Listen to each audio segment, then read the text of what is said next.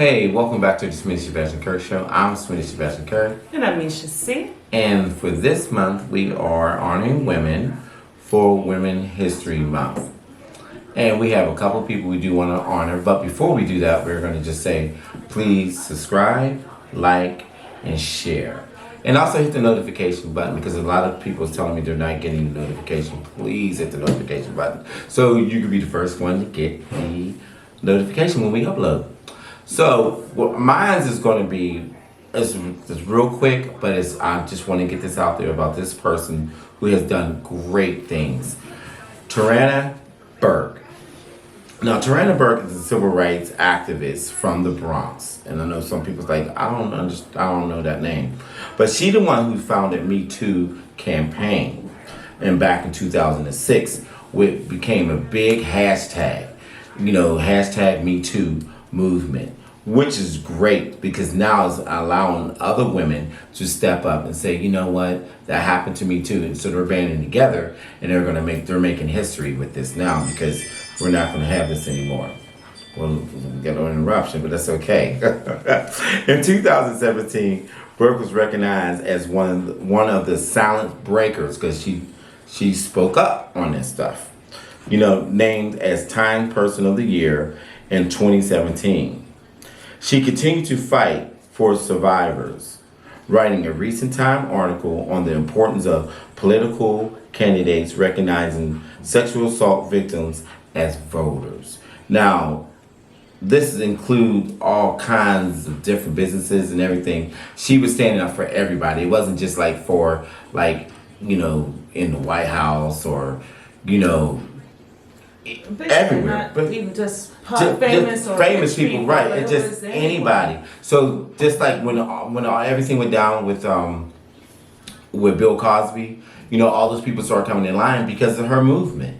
Her movement allowed the women to have a voice to say, hey, this happened to me too. And they're all sharing their stories together, and they're banding together, and they're making things happen. Where now, this is being recognized because before women was being treated badly, sexually assaulted, and nothing was done about it. But now things are being done about it because she started this movement in 2006. So I just want to bring that. Did you want to add something to it? Well, this is to help also for those victims who were afraid in the past to speak up because maybe the person said, if you say anything, I could kill you or lose your job. Lose your job or make you look bad. Call them all kind of names. So now it makes them know and not be afraid that they can come out of hiding and not feel bad about what happened to them because it is not their fault. It's Me Too. Because I noticed with people, if you have a conversation with somebody, you found out they've been through the same thing, you kind of band together and you can both of you all or a group of people can walk through this and get through this. Exactly. So they support each other. Yeah, this movement is great because women have for years upon years been sexually harassed or sexually mistreated and Violated. They never thought that they could speak up. So for all of those people who have, we definitely say that this was a great movement. So hashtag Me Too. Hashtag Me Too. Okay. All right. So I am going to honor someone who I just found out recently information about, and I thought she was pretty amazing. So her name is Dorothy Jean Tillman. She's from Chicago, and she's actually a child prodigy. She received her associate's degree at 10 years old from the College of the Lake County. And then she also went on to earn a bachelor's degree in liberal arts and humanities from Excelsior College in New York via an online learning program at the age of 12. Now, Dorothy Jean Tillman had a profound interest in the environment, and then at the age of 14, she earned a master's degree in environmental science from Unity College in Unity, Maine, making her the youngest environmental sustainable scientist in the United States. Say that 3 times. Right. Right. Now she She also has she's also started her own business. She's a CEO of her own company, and it's called the Dorothy Genius. This is what her mom calls her, Dorothy Genius STEAM Educational Leadership Institute, which was created in 2020, and that's to help and encourage students to learn and get excited about STEAM, which is STEAM, and that stands for science, technology, engineering, arts, and mathematics.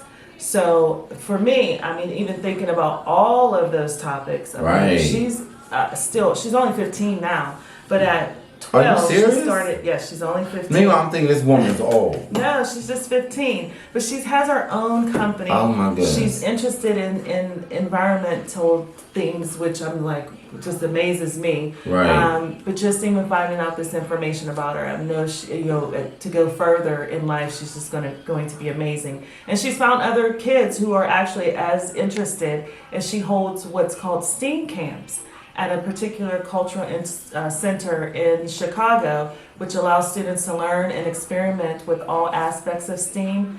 And then when COVID hit, she actually sent them these packets at home to allow them to do these projects so that they had things to do at home. So that's something that I had no idea about. Me either. Someone that to me is just amazing. Again, I thought when you were saying all this stuff, I thought by now she's like 98 or something like that. That she did this back in the day, but she only 15, so she's still rocking and rolling. And 15, she got so much. She got so much to do. More, yeah. She's gonna be definitely. Wow. So. What we also wanted to do is, even though Women's History Month is about celebrating women of history and people who have done things, for our history in different ways, we want to also honor or at least give a shout out or words about or say something about someone or people in our own lives, women who have helped us, encouraged us, been someone who we looked up to. Yeah, I have to definitely say my mother, who's always been there, who's been the main link to my family, just keeping everything together, keeping everything in a straight order when things was falling apart, making you feel that you're accepted, you're loved, because a lot of people don't have that. They don't have that strength in their family where they feel like this person actually loved me. Once you get that in your heart, and this person loved you, and nobody can come, then you won't have to deal with the #MeToo movement. You won't have to deal with the men disrespecting you and stuff like that, because you already know, I love myself enough, and I know somebody have loved me before, and I don't need the type of love that you're giving me or you're trying to show me that is not accepting to me. So I give my honor to my mother for that. Excellent. Yes. Great woman. I actually want to give honor to two people. It really is similar, except I'm going to start with my grandmother. My grandmother helped raise me. My mom was a young parent. She had me at the age of 17. So at that time, of course, she was very young. So my grandmother was a very big influence. But my grandmother was paralyzed when my mom was 7. So when she had my aunt, who's 10 years older than I am, she became paralyzed after giving birth. She never walked again. But she also battled sickle cell anemia, the actual disease. So for her, she, being paralyzed, and she also had the disease, she could not do a lot of things other people did. So she had to be a very strong woman. She raised 4 children, 2 boys, 2 girls, on her own, pretty much. And a lot with doing it alone. She had a husband who died early. When my mom, her father died at 2. So for her to be so strong, she taught my mother the strength. And my mom, as I said, was a young parent, but she was always a person who made sure that she took care of her child. She never relied on other people to do so. And she has truly shown, she's gone now, rest in heaven, but she really, really showed me what a strong woman can be. And a lot of times I didn't realize when I was younger that her strength was, to me at the time, was a little bit mean. When you're a kid, you think that, a little strict. Because she was very, very strict. However, that strictness was something that really, really was a big effect on me, where it was a positive effect because certain things didn't happen. I learned a great many things from her, and she is somebody who I definitely could always go to anytime I needed anything. So definitely want to say that I look up to and love and respect my grandmother and my mom tremendously. Yeah, I'm just going back with your mom, because of course, we knew each other's parents and stuff. And I'm just thinking about your mom, how she was like, not just for you, like even for us, time to take trips, she would pray, for us. Remember that? Right. And everything. So Yeah. she just kept everything in order. She kept you together because you was a hot mess, but Really? she kept you in order. One thing my mother did not play was the difference between she and I. She spoke exactly how What she felt. feels. Yes. And if it hurt your feelings initially, it will be okay. Right. Because she always told the truth. I always told See, the truth. I can deal with somebody telling the truth and then telling me a lie and being nice with it. I'd rather you to be raw and telling me the truth so I can know to either better myself or change something around or hate you for it. For how dare you? You know what I'm saying? So, but I'm a realist. I just love for people to tell me the truth. And a lot of time people say the delivery's all messed up. But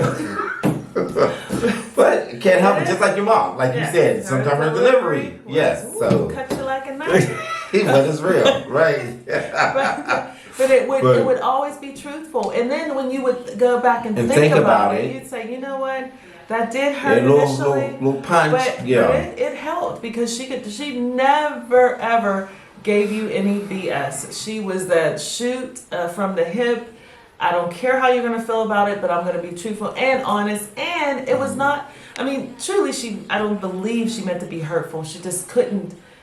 She couldn't filter herself to water it down. Yeah, she had to give it to you real and raw. Yeah, that's what I appreciate it now. Now, back in the day, well, you give stuff a little bit raw now. Now I do, but sometimes I want to go to right. You know what I'm saying? Like, So, but love her, and miss her, and truly would take that rawness any day, any day. Right. So we definitely wanted to make sure we gave out the shout outs to our people. Honestly, and just to tell you about your mom, and I didn't know your mom as well as I really wish I would have, but she always seemed to be the sweetest person. Like, I truly remember her being so nice to your friends, of course, and she, made sure she was nice until you shut the door. It's like, you all with no, I'll be funny, but no, she was very nice. She had her ways. She wasn't perfect. Does, you know what I'm saying? But we never would see. No, she would never ever like cut friends and stuff like that. She was already open and stuff like that. But the main thing is that what I appreciate the most is just showing me love, unconditional love, that so many people do not know what that is. And they know that you have that or you felt that before and they hate you for it. Like, don't hate me for that.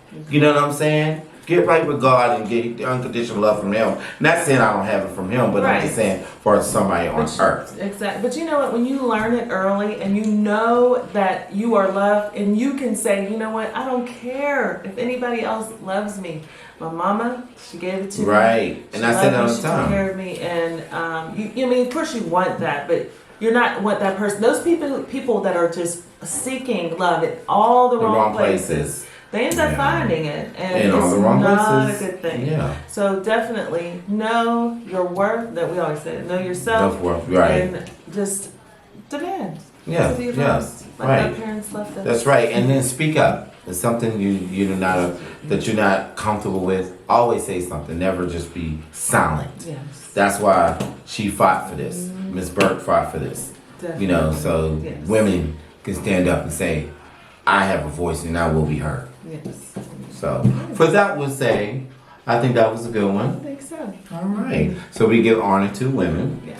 So once again, my name is Samantha Sebastian Kirk, always in the works. And I'm Misha C, all about me. And again, just take care of yourself and each other. Goodbye.